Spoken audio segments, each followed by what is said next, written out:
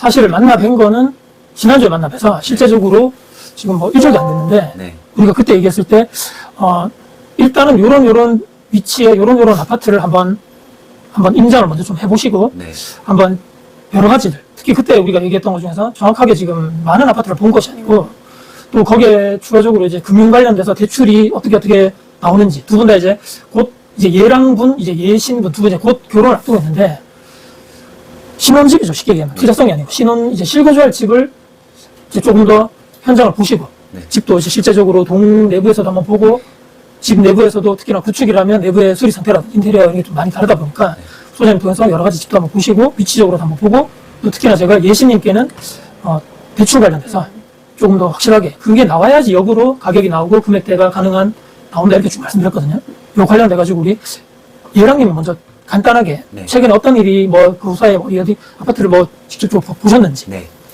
처음에는 이제 입지가 가장 중요하다라는 말과 사실 네. 첫 번째 이제 컨설팅을 받고 저희가 아무래도 가격이 많이 저희가 실거주를 하더라도 네. 나중에 되팔고 더 좋은 집으로 가려면 뭐 조금 아쉽더라도 뭐 예를 들면은 구축이라던가 그렇더라도 중심가 우리가 아는 비싼 중심가 위치로 가는 게 맞겠다 싶고 거기에 이제 뭐 여러 가지 이유가 있죠. 뭐 예신의 그 언니분도 그 근처에 아파트에 살고 해서 그 근처를 제일 먼저 임장을 갔습니다. 이제 컨설팅이 끝나자마자 바로 갔어요. 사실 좀 구축이죠 거기는. 네, 구축인데 거기도 들어가 보니까 사실 뭐 그림이 그려지긴 했는데 뭐 전체 인테리어 하는데 요새 한 평당 뭐 300 뭐 이렇게 잡아야 된다고 해서 뭐 결과적으로 저희가 생각하는 84면적은 올 수리를 하려면 7천 정도를 생각을 하라고 하더라고요. 그 부동산 하신 분이.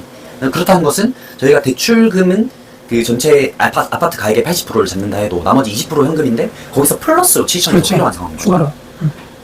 그래서 지금 저는 저희의 지금의 상황의 핵심은 보유 현금이 사실 목돈이 부족하다는 것인데 구축을 가서 거기서 집값이 오를 거 이런 걸 생각을 하고 입지를 생각한다 하더라도 이거는 조금 저희한테는 현실적으로 인테리어 값까지 현금을 가지는 것은 좀 어렵겠다라고 판단이 들었고요.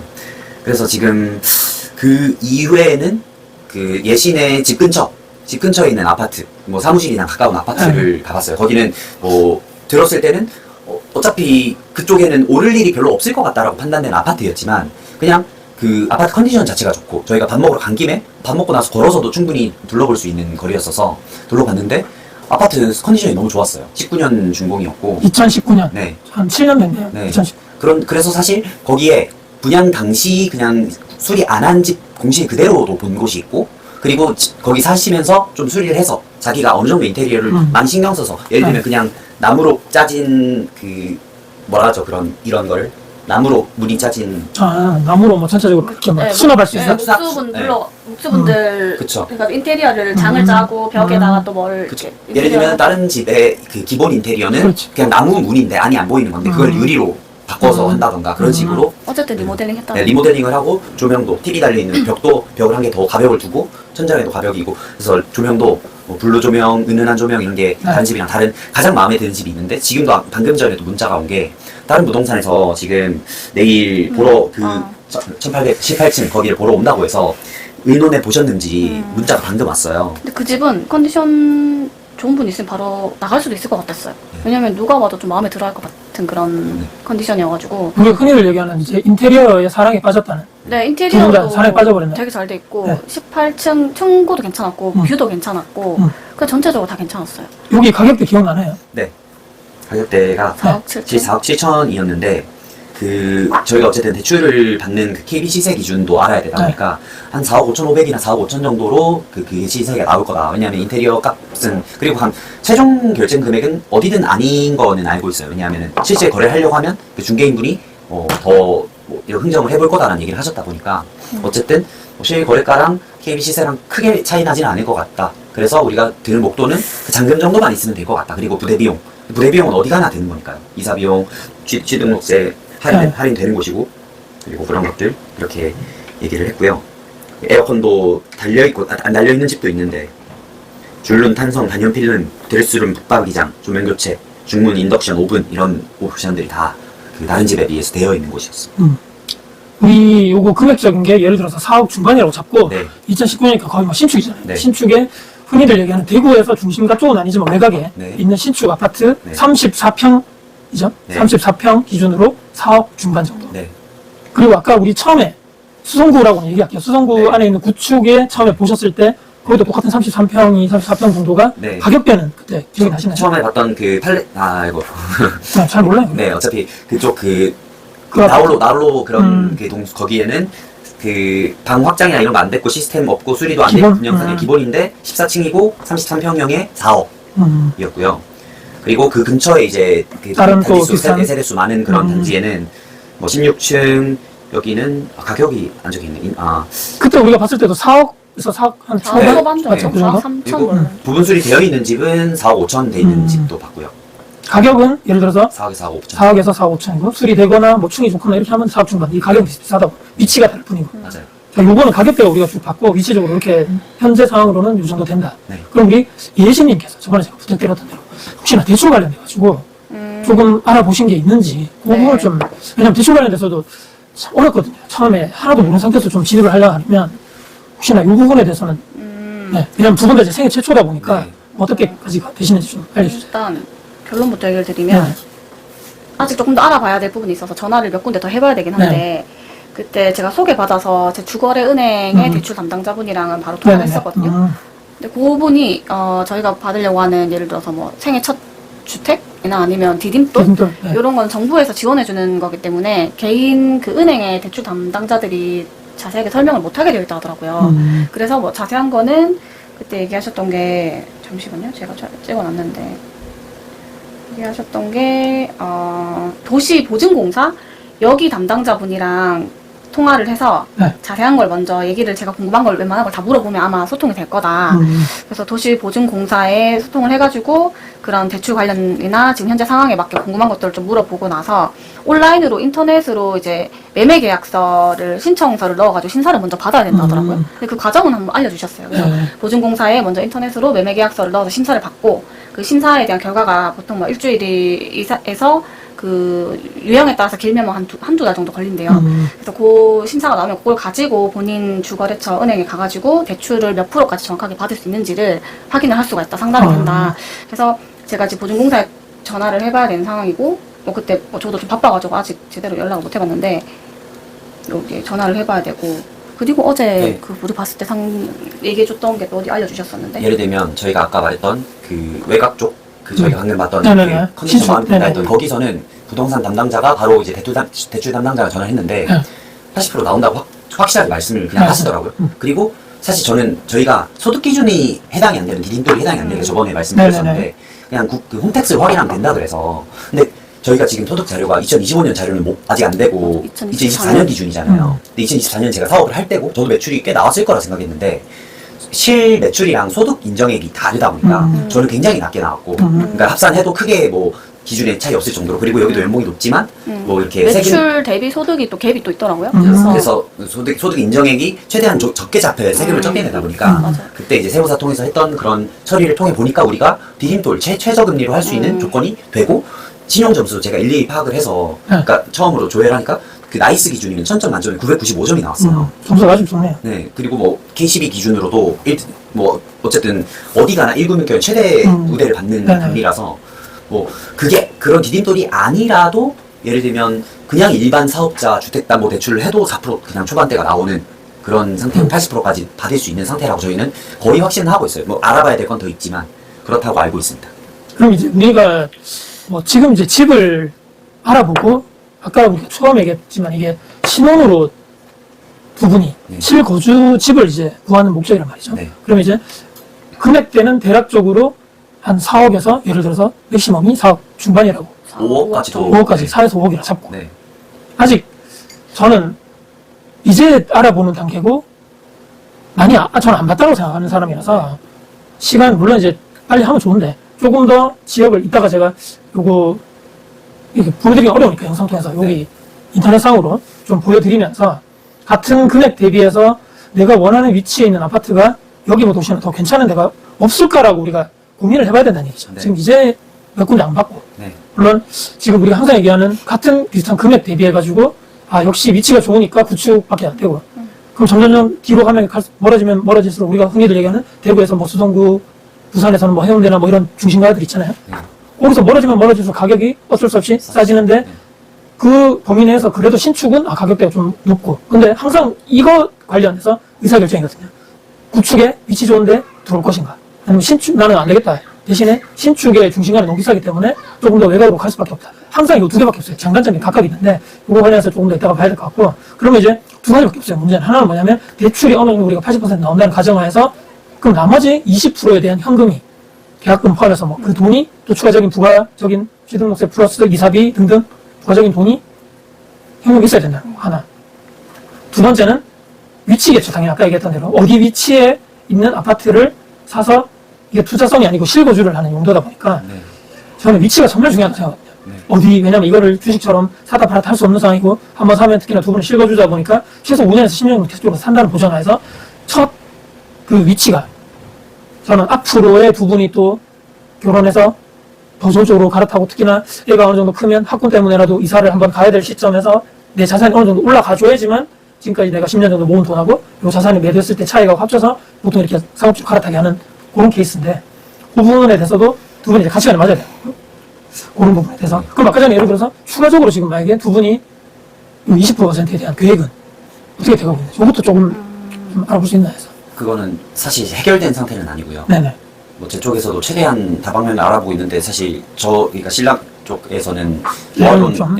얘랑 쪽에서는 모아둔 돈은 솔직히 뭐 제로라고 보면 되는 상황이고 어쩔 수 없이 상황 피치 못할 상황 때문에 근데 그거를 이제 주변에 저의 주변 지인으로 빌리거나 뭐 이런 상황으로 생각을 최대한 해보고는 있는데 어쨌든 여의치는 않은 상황이다라는 그런 상황입니다. 그리고 예신 쪽에도 방법이야 없지는 않겠지만 사실 제 마음도 그렇고 예신 마음도 똑같을 거라고 생각을 해요.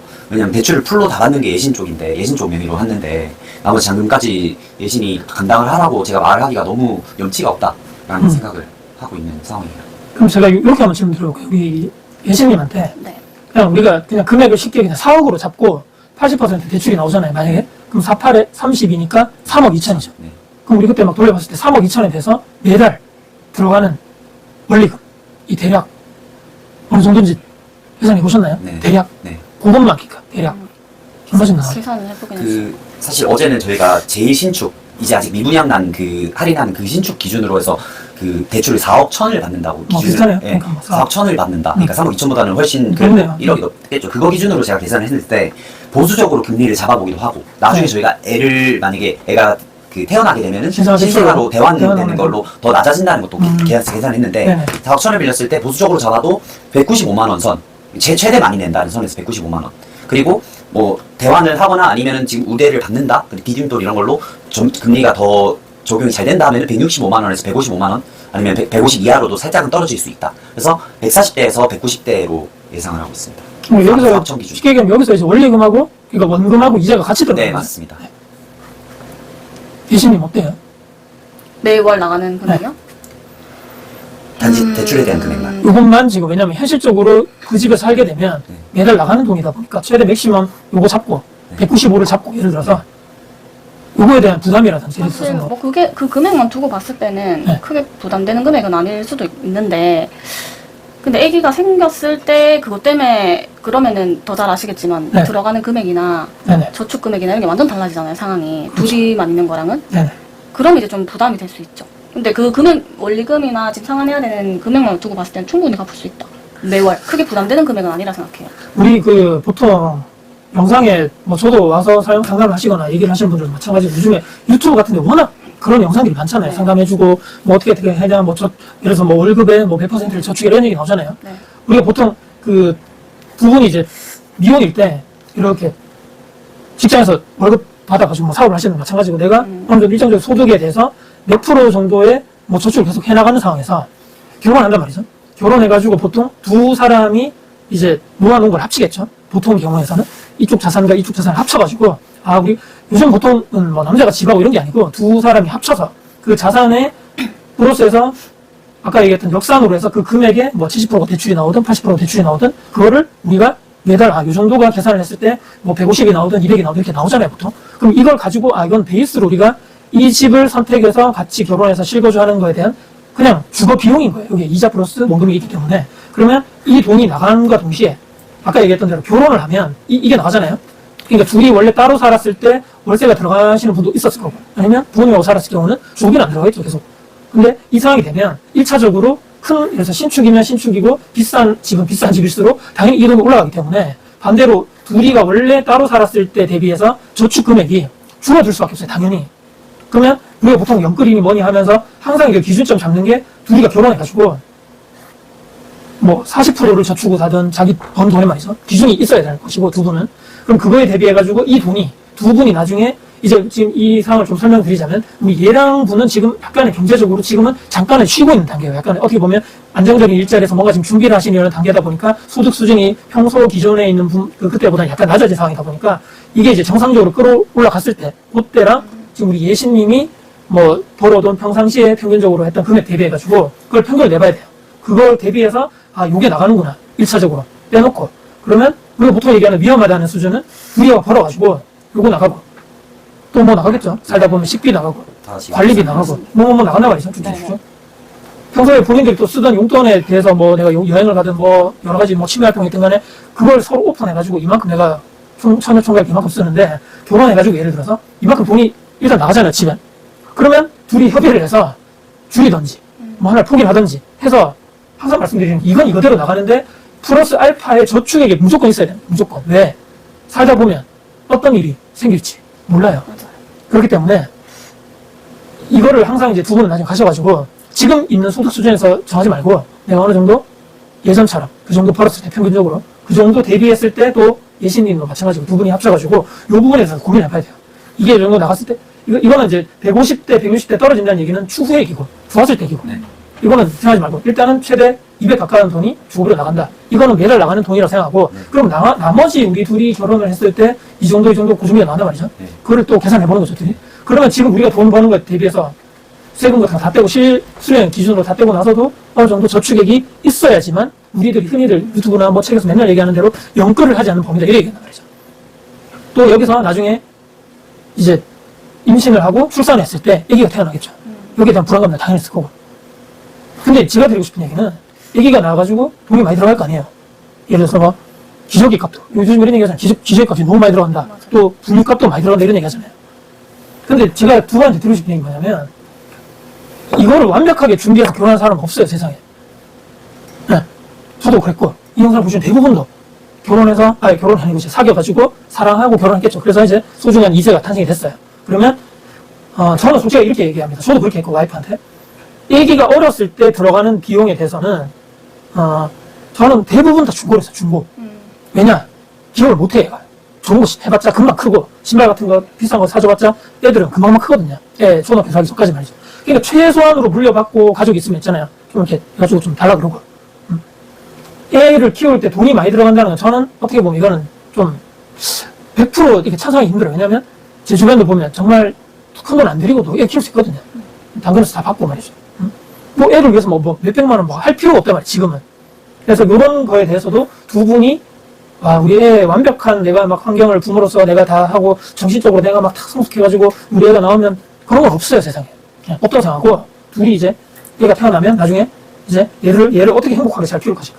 이 행복의 기준은 저는 두 부부가 어떤 가치관을 가지고 어떤 한 가지 목표를 삼아가지고 힘든 제가 저번에 웃을 때 말씀드렸죠. 이 장벽이 계속 나올 거라고 앞으로 살면서.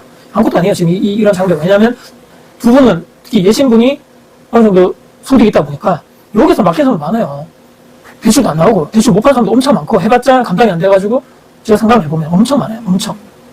그러니까 허들을 넘어갔단 말이에요. 그리고 제가 저번에 왔을 때도 집도 조금 더 보시고 대출 같은 것도 직접 알아보면 안 보이던 게 보일 거라고 제가 말씀드렸죠. 저번에 쭉 얘기 들어보니까 뭐 도시보증공사 이런 얘기 나오잖아. 내가 막 살면서 뭐 내가 모르잖아 내가. 근데 이걸 계속 파고들고 해가지고 왜냐 나중에 제가 하지 말아야 해요. 왜 그러냐면 내 돈이 여기 들어가거든요. 0. 몇 프로 금리가 제대로 알아보고 안 알아보고에 따라서 왔다 갔다 한다고 생각해보세요. 하지 말아야 해도 내가 대충 하고 이렇게 해도 이렇게 안 할 거란 말이에요. 왜냐면 내 돈이 들어가기 때문에. 그래서 제가 드리고 싶은 얘기는 이 영상을 마치고 조금 더 넓게 한 번만 더 보자. 그 다음에 제가 지금 두 분께 꼭 드리고 싶은 얘기는 특히 남편분 얘랑님께는 제가 까먹을까봐 적었습니다. 뭘 해야 되냐, 남편이. 남편 의무가 무엇인가, 남편 의무가 뭐예요? 예신님. 남편이. 내 편. 남편, 내 편. 이름은 남편이지만 결국엔 내 편이 그러니까, 되어줘야. 들었나요? 네. 자, 저걸 말씀드리는 게 바로 나왔네요. 자, 1번이 뭐냐? 남편의 의무는 가디언이다, 가디언. 가디언, 보호. 네. 내 와이프. 내 와이프와 내 아이에게 든든한 버팀목이 돼야 돼. 그게 진정한 우리가 흔히 요즘 얘기하는 남성성이라는 게 남성성. 가가지고 막 이게 남성성이 아니에요. 옷을 막 터프하게 이런 게 남성성이 아니고 내 어떤 상황에서도 나와 내 자녀를 어떻게 지킬 것인가. 그게 가디언의 역할인 거죠. 그리고 제가 아까도 잠깐 말씀드렸지만 엄청난 고액 월급은 아니겠지만 반드시 저는 안정적인 곳에 취업을 해야 된다. 취업. 안정적인 월급을 받는. 고정적인 월급 얘기하는 거예요. 저는 그 뒤에 내가 관련 사업이라든지 이런 게 있다. 그리고 제가 아까 우리 영상에 들었을지 모르겠는데 우리 예랑님이 유튜버를 이제 하고 계시단 말이죠. 이것도 저는 유튜버 상담도 많이 하거든요. 우리 예랑님은 흔히들 얘기하는 우리가 그냥 직관적으로 말씀드릴게요. 밑에까지 갔다가 윗바트까지 갔다가 다시 올라오는 30대 청년, 아빠, 남편 그 서사를 본인이 만들어 가야 돼요. 지금부터. 그거를 영상에 담고 그것을 내 팬이 계속 생길 때까지 그래야지만 나중에 내가 사업할 때도 이렇게 제가 유튜브 찍고 있잖아요. 내 팬이 만들어져야 돼. 내 팬. 그 내 팬은 어떻게 만들어지냐면 진정성밖에 없어. 진정성. 내가 가가지고 막 부자인척 이런 거 다 요즘에 그런 거 먹히지도 않고 있는 그대로 내가 예전에 어떤 사업을 해가지고 잘 나가다가 이렇게 엎어진 적이 있는 상황이라면 그런 거에 대해서도 솔직하게 얘기하고 지금 내가 지금 하는 일이 이런 거고 지금 내가 그 결혼 앞두고 있어 이런 상황에 대해서 있는 그대로 그대로 다 얘기하는 거야. 그리고 여기서 내가 어떤 지금 배달 업종을 하고 있다. 그런 것도 여기 캠 찍어가지고 요즘 다 하죠. 영상 찍고 내 나레이션 넣어도 되고 그 다음에 배달 끝나고 집에 퇴근하면서 들어가기 전에 저도 한 번씩 그래 찍거든요. 앞에 이렇게 놔두고 집에 들어가기 전에 오늘 있었던 일에 대해서 오늘 좋은 고객이 있었으면 그런 얘기하고 진상이 있었다 만약에 그런 얘기 할 수 있잖아요. 그런 거에서부터 하나의 컨텐츠로 넣어가지고 나중에 내 유튜브 채널 자체도 진짜 나를 좋아하는 사람, 나를 응원해주는 사람들. 아, 저 사람 얘랑 30대 초반에 이렇게 고생해가지고 이렇게 올라가네. 와, 정말 대단하다. 이렇게 가가지고 내 팬을 쫙 만드는 거야, 나중에. 그 다음에 그걸 바탕으로 내가 진짜 원하는, 내가 진짜 도움을 받았던 서비스나 상품이 있다 그러면 그분들과 같이 공유하면서 소득을 올리는. 근데 항상 그 중심에는, 남편, 내 와이프와 내 자녀를 지킬 의무는 그 가디언의 역할이라는 거예요, 남편분. 제가 그렇게 말씀드리고, 우리 예신님은 추후에 이제 아이를 이제 임신하고 출산을 하게 될 거예요, 두 분이. 딩크가 아니기 때문에. 이런 걱정이 많을 거예요. 내가 지금 출산을 하고 나서 내가 지금 하고 있는 이런 커리어적인 걱정. 어떻게 되지? 내가 나중에 왜냐면 아이를 양육해야 되고. 그리고 일을 그만두고 잠깐 육아휴직을 하는 상황에서 제대로 소득이 거기에 대한 생각도 하셔야 돼요. 두 분이. 아까 제가 여기 했던 195만 원이 됐든 200만 원이 됐든 간에 내가 나중에 딱 아이를 놓고 바로 일할 수 없잖아요. 우리가. 몸도 추스려야 되고. 초반에 애를 또 양육을 해야 되고. 그런 끊기는 순간에 그런 거에 대한 걱정, 플러스 소득 걱정, 커리어가 끊기는 걱정이 분명히 나올 거란 말이에요. 누가 해결해야 돼요? 제가 해결해요. 네. 그게 정답이야. 이거를 생각하면서 계획을 잡아가야 돼요. 나 이렇게 해서 이렇게 해서 할 거다, 이렇게 해서 할 거다. 이런 모든 것에 대한 청사진은 가디언인 남편이 해야 돼. 당연히 이제 이 예신님도 우리 내 남자를 믿고 지지하고 힘이 돼줘야 되겠죠. 막 일하러 왔는데, 결혼해서 얘기입니다. 일하고 다 왔는데 막 자소리 하지 말고 우리 남편이 세상에 최고란 말이지. 어떤 일을 하든 간에. 항상 존경해주고 박수 쳐주고 서로 이렇게 좋은 얘기를 하면 싸울 일이 10개 중에서도 이제 5개로 줄어드는 거예요. 당연히 내 나중에 와이프가 저도 저번에 우스갯소리로 말씀드렸지만 이 사업을 하게 된 계기가 일 끝나고 집에 갔는데 제가 얘기 들었나요? 저희 애가 아들 2명인데 너무 힘들어하는 거예요. 그래서 제가 퇴근해가지고 집에 갔더니 밥을 차려달라는 말을 못 하겠는 거예요. 애들이 특히 어릴 때 특히 저는 남자 2명이니까 그걸 보고 엄마들이 저렇게 힘들면 우리가 어떤 사업을 해서 저 워킹맘이 됐든 전업맘이 됐든 도와주는 뭔가 상품과 서비스를 하면 좋지 않을까라고 그때 아이디어가 다 떠오른 거거든요. 그래서 이제 이유식하고 아이 반찬 매장을 하게 됐던 그 출발점이 거기예요. 거기. 그러니까 중요한 얘기는 집에서 그렇게 애 육아에 대한 개고생을 하거든요. 와이프가. 밖에서 놀면 됩니까? 안 됩니까? 빨리 들어와야 되죠. 네. 근데 저는 밖에서 많이 놀았어요. 와이프가 알아요. 그 당시에 제가 이제 그 스크린 골프에 미쳐있던 그 당시에. 그래서 반성하고 있죠. 항상 그걸 아직까지 그 서러움을. 근데 저는 인정한다고 해요. 너무 잘못했기 때문에. 근데 중요한 게 뭐냐. 그 뒤로는 골프를 안 치는 거죠. 왜냐. 그때 많이 쳤으니까. 그런 얘기고. 내 남자를 믿고 지지하고 힘이 되어주는 와이프가 돼야 된다. 특히나 남자들은 언제 죄를 열받냐면 다른 사람 앞에서 나를 깎아내리면 절대로 그건 내 얼굴에 침 뱉는 거 같다. 그래서 이런 부분 맞나요? 제가 지금 걱정하는 부분 육아 양육 그러니까 출산했을 때에 대한 사실은 그 부분이 제일 클 수밖에 없고 그렇죠. 출산 이전에 이미 여자들 입장에서는 임신을 한 그 순간부터 완전 그렇죠. 달라지기 때문에 생각도 그렇죠. 달라지고 몸도 달라지고 그렇죠. 그냥 모든 게 다 달라져요. 그렇죠. 마음가짐부터 맞습니다. 그렇기 몸의 때문에 변화도 있을 것이고 그래서 내 의지대로 네네. 잘 안 되죠. 사실은 원래 막 파워풀하고 열심히 일하는 그렇죠, 사람도 그렇죠. 아기를 가지면 이제 몸의 흐름이 달라지기 때문에 당연하죠. 호르몬도 체력이 변할 안 거고. 되고 맞습니다. 그 의지로 할 수 있는 부분이 아닌 부분이 네네. 생기거든요. 그래서 잘 짚어주신 것 같아요. 그, 왜냐면 저는 이제 뭐 해봤으니까 결혼을 하고 근데 이 부분에 대해서 제가 중압감을 느끼려고 얘기 드리는 게 아니고 네.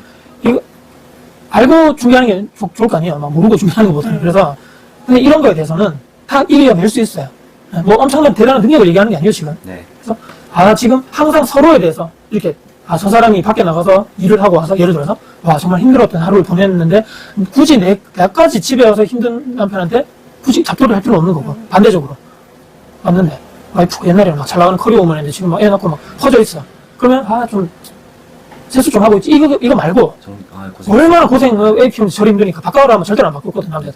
일보라 해봐야 집에서 나와서 일하는 게 낫지. 이래서 하면 10가지 싸울 일이 이제 좀 반 정도 이상 줄어든다는 얘기죠. 제가 두 분을 요 얘기를 꼭 해드리고 싶어서 다시 한번 자리를 좀 해달라고 말씀드린 내용이고요. 네. 인생은 마지막입니다. 인생은 실전입니다. 실전. 모든 게 다 타이밍이에요. 무슨 얘기냐면 제가 상담을 제 최근에 여러 가지 저도 투자적인 문제들 때문에 거의 안 했어요. 근데 올해부터 좀 하고 있는 거거든요. 이렇게 만난 것도 저는 인연이라고 봅니다. 항상 제가 얘기 드렸지만 저도 상담을 시작했기 때문에 이렇게 됐고 또 우리 예랑님이 저를 또 잊지 않고 그때 연락을 주셔가지고 이렇게 만난 거예요. 모든 것은 실전, 타이밍이고 모든 것은. 그리고 제가 드리고 싶은 얘기는 요 얘기를 제가 써놨는데 두 분이 나중에 결혼하시기 전에 정확한 두 분에 대해서 이제 오픈하셨겠지만 재무 관련돼서 제가 그때 이제 뭐 중기 목표, 장기 목표에 뭐 몇 억을 벌겠다 이런 얘기가 있는데 제가 그때도 말씀드렸지만 약간 더 현실적이고 구체적인 뭔가 들어가야 된다. 추상적이라는 얘기입니다. 너무 100억 예를 들어서 만들기 너무 추상적이지 않나? 뭐 어떻게 벌겠다는 얘기지? 10년 안에 100억? 물론 이제 사업 잘해가지고 이제 팍 올라갈 수 있겠지만 거기에 대한 어떻게 청사진이 좀 부족하다 이런 얘기를 좀 두 분께 드리고 싶었고 그리고 두 분 다 제가 그 설문지 받은 것 중에서 돈을 잃어봤던 경험이 있다라고 두 분 다 적혀 있더라고요. 두 분 다. 네. 다시 하지 않으리라는 법이 없죠. 네. 이 부분에 대해서는 저는 모르겠습니다. 잘 그런 뭐 코인이 예를 들어서 그런 쪽이나 주식도 약간 위험한 주식 이렇게 투자가 있잖아요. 선물 뭐 그런 거. 저는 막 잘 그런 걸 몰라서 그러는데 안 하셨으면 좋겠다. 앞으로 쳐다보지도 말고. 왜냐하면 이제 실제적으로 집을 사고 거기에 대한 원리금이 들어가면서부터 흔히들 얘기하는 빡빡하네 인생 이렇게 분명히 들어갈 거예요 생각이. 내가 옛날에 소녀 총각일 때 놀고 여행 다니고 맛집 가고 그런 인생은 이제 사실은 거의 종료라고 보시면 돼요. 이게 불행이 시작이라는 얘기가 아니고 또 다른 행복의 출발이에요. 그래서 너무 근데 막 모든 것을 완벽하게 준비해가지고 그런 건 없다고 제가 다시 한번 말씀드리고 하면서 배우는 거예요. 하면서 같이 둘이가 나중에 태어나고 이렇게 해가지고 싸우면서 서로 이해하면서 이렇게 가는 거거든요. 그래서 너무 완벽한 준비를 우리 그런 얘기 하잖아요. 완벽한 준비하려고 하다 절대로 시작 못한다고. 그래서 너무 그런 거에 대해서 생각하지 말고 두 분 다 정확하게 돈을 얼마 벌고 얼마를 이제부터 모을 것인가에 대해서도 심각하게 이제 결혼을 하실 분이기 때문에 특히 지출 관리 이런 것도 정확하게. 왜냐면 내가 목돈이 어느 정도 지금 모아놓은 상황이라면 두 분이 이런 고민을 안 했을 거란 말이죠. 근데 이게 지금 안 되다 보니까 이런 고민까지 오고 내가 이제 나머지 돈을 대출받고 나머지 20%에 대한 돈이 없는데 이거 어떡하니? 여기서 이렇게 되면 안 된다는 얘기죠, 보통. 근데 이 부분에 대해서도 현명하게 두 분이 잘 생각하셔가지고 잘 마무리가 됐으면 좋겠다. 라는 생각입니다. 오늘 이렇게 상담 자리를 이렇게 또 해주셔서 감사드리고 혹시나 끝나기 전에 우리 뭐 구독자님들 같이 질문할 거라도 저에 대해서 질문할 거라도 있으면 이렇게 뭐 영상상에서 혹시나 있으면 얘기를 해주시고 없으면 마무리하고 비공식적으로 우리가 또 얘기를 하겠습니다. 구독자님한테 하고 싶은 말을 하면 되나요? 뭐 그래도 뭐 본인이 그냥 예랑님이 하고 싶은 얘기 해도 돼요. 제가 너무 사실 지금 이 상담을 뭐 누군지 모르는 상태에서 보시겠지만 예시는 정말 능력 있는 사람이고 지금만으로 놓고 보자면 정말 능력 없는 저지만 저는 앞으로 해낼 자신이 있는 사람이에요. 그걸 믿어준 사람이기 때문에 예시인이라고 부를 수 있는 지금 이 자리가 있는 거고 그렇지만 앞으로 만날 누군가가 언제 갑자기 찾아올지 모르기 때문에 그냥 지금 상황에 안주하지 말고 결혼해서도 사실은 더 어떤 상황이 생길지 모르는 거지만 네. 혼자 살다가도 갑자기 어떤 인생의 중요한 2차적인 시작을 해야 될지 모르니까 꼭 저같이 지금 와서 너무 좀 좌절한다거나 이런 상황이 생기지 않게 음. 미리미리 대비해 하셨으면 저보다는 훨씬 더 수월하게 해나가실 수 있을 것 같아서 이렇게 상담을 받는 것도 정말 고맙지만 감사하지만 이 영상을 보신 분들은 더 행복하게 저보다도 더 수월하게 맞춰 나가면서 하셨으면 좋겠다. 그리고 자기를 믿어주고 할 수 있는 좋은 사람 만났으면 좋겠다라고 생각합니다. 지신님. 네, 저는 그냥 굵고 짧게 얘기를 하자면 이 영상이 어떻게 보면 저희의 기록으로 남을 거잖아요. 육성이지만 그렇죠. 뭐 1년 뒤에 2년 뒤에 우리가 어떻게 변해 있을지 모르겠지만 지금 영상이 좋은 추억으로 그때 참 그랬었는데 이렇게 지금 이렇게 좋아졌네. 그때 우리 막 그랬었네. 그러면서 좀 재밌게 기억할 수 있는 시간으로 남아 있으면 좋겠다. 네. 네, 몇 년 뒤에 봤을 때 그게 최대한 빠른 시일이면 좋을 것 같고요. 그래서 지금은 상황이 넉넉한 상황은 아니지만 추후에 봤을 때 좀 웃으면서 볼 수 있는 추억으로 이 영상이 남겨져 있으면 좋겠고 네네. 그때 가서 지금 상담해 주시는 대표님께도 그때 그 상담 받고 참 우리가 이렇게 더 좋게 네. 좋은 긍정적인 변화를 이렇게 변했네, 좋은 영향을 많이 받았네 하면서 한 번 더 감사할 수 있는 그런 날이 왔으면 좋겠다라고 생각을 했습니다. 멋진 상담받으면서. 마무리 말씀이시죠. 네. 저도 꼭 그렇게 됐으면 좋겠고 두 분은 앞으로 모르겠습니다. 제가 뭐 도움이 얼마나 될지 모르겠지만 최대한 도와드리는 거에 대해서 저도 말씀드리고 나중에 뭐 1년 뒤가 됐든 2년 뒤가 됐든 또 2년이라는 게 뭐 어떻게 될지 몰라요. 계속 행복하게 잘 사시다가 제가 그 집에 가서 촬영할 수도 있는 거예요. 이제 오픈하겠다 그러고 이렇게 될 수도 있는 거예요. 사람 이름 몰라요. 그래서 그때 가서 또 엄청 유명한 유튜버가 됐을지 본인 하는 거에 따라서 또 어떻게 될지 모르는 거기 때문에 제가 두 분의 앞길에 대해서는 정말 축복을 드리고 어려운 난관이 있겠지만 그래도 두 분이 똘똘 뭉쳐가지고 한 방향을 보시고 갔으면 좋겠다는 마지막 말씀드리면서 오늘 이렇게 제가 부탁을 드렸습니다. 두 분 이렇게 같이 나누는 이런 얘기가 저희 시청자 구독자님들에게도 정말 도움 될 수 있는 얘기가 될 것 같아서 이렇게 어려운 분들 모셨습니다. 그래서 끝까지 감사드리고 긴 내용 제가 편집 빨리 해서 다시 넣어놓도록 하겠습니다. 네. 감사합니다. 감사합니다. 감사합니다.